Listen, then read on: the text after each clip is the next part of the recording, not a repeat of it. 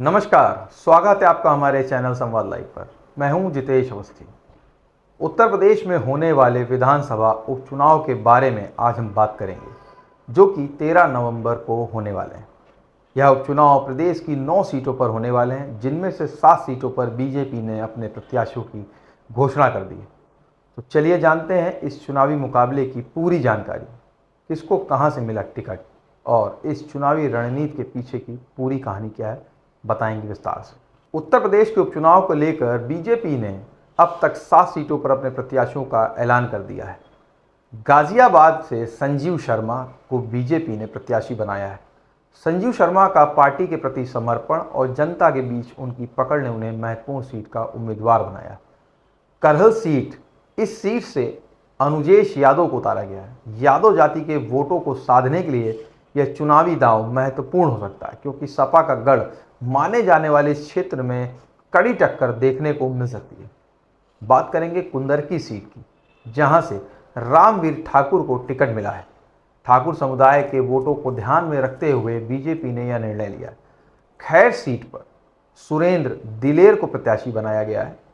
उनका लंबे समय से पार्टी में सक्रिय होना और स्थानीय मुद्दों पर पकड़ ने उन्हें उम्मीदवार बनाने में मदद की। बात करेंगे फूलपुर सीट की, जहां से बीजेपी ने दीपक पटेल को उतारा है। पटेल समुदाय में फोकस करते हुए यह टिकट दिया गया है, क्योंकि पूर्वी उत्तर प्रदेश में पटेल समुदाय का वोट बैंक काफी महत्वपूर्ण है। भारतीय जनता पार्टी ने कटहरी विधानसभा से धर्मराज निषाद को टिकट दिया है। निषाद समुदाय के वोटर्स को साधने के लिए बीजेपी ने यह फैसला लिया है। अब बात करते हैं दूसरी प्रमुख पार्टियों की। समाजवादी पार्टी ने 7 सीटों पर अपने उम्मीदवारों का ऐलान कर दिया है। सपा ने अपने पीडीए फॉर्मूले पर फोकस किया है, जो कि पिछड़े, दलित और अल्पसंख्यकों को साधने की कोशिश। अखिलेश यादव की पार्टी ने इस बार इन उपचुनाव में पूरी तैयारी से उतरने की कोशिश की है। दूसरी ओर बहुजन समाज पार्टी ने अभी तक सभी सीटों पर अपने प्रत्याशियों की घोषणा नहीं की, लेकिन कुछ सीटों पर विधानसभा प्रभारी जरूर नियुक्त कर दिए हैं, जैसे कि कुंदरकी से रफतुल्ला, मझवा से दीपू तिवारी, कटहरी से अमित वर्मा, मीरापुर से शाहनजर, गाजियाबाद से पीएन गर्ग और करहल से अवनीश कुमार साक्य को प्रभारी बनाया गया है। कांग्रेस पार्टी और समाजवादी पार्टी की गठबंधन को लेकर अभी भी कोई निर्णय नहीं हुआ है।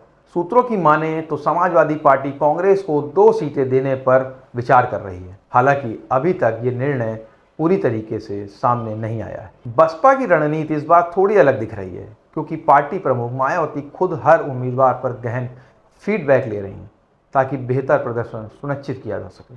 हालांकि उपचुनाव को लेकर बहुजन समाज पार्टी ने बहुत ही लंबे समय से अपने प्रत्याशी नहीं उतारे। हालांकि माना जा रहा है कि एक बार फिर से बसपा ने अपनी खोई हुई जमीन को हासिल करने के लिए इस बार उपचुनाव लड़ने का निर्णय लिया है। हम आपको बताते हैं कि उपचुनाव किन 9 सीटों पर होने जा रहे हैं। गाजियाबाद, करहल, कुंदरकी, खैर, फूलपुर, कटहरी, मीरापुर, मझवा, एक और सीट जिसे बाद में तय किया जाएगा। इनमें से 4 सीटें समाजवादी पार्टी के पास थीं, 3 बीजेपी के पास और एक सीट राष्ट्रीय लोकदल और निषाद पार्टी के पास। चुनाव आयोग ने घोषणा कर दी कि इन 9 सीटों पर 13 नवंबर को मतदान होगा और इसके परिणाम 13 नवंबर को घोषित होंगे।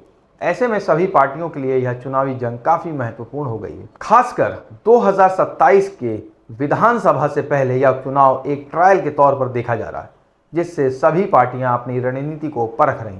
यह चुनाव सिर्फ 9 सीटों तक सीमित नहीं है, बल्कि इससे पूरे प्रदेश की राजनीति का भी भविष्य तय हो सकता है। 2027 के विधानसभा चुनाव से पहले यह उपचुनाव राजनीतिक पार्टियों के लिए ट्रेलर के रूप में देखा जा रहा है।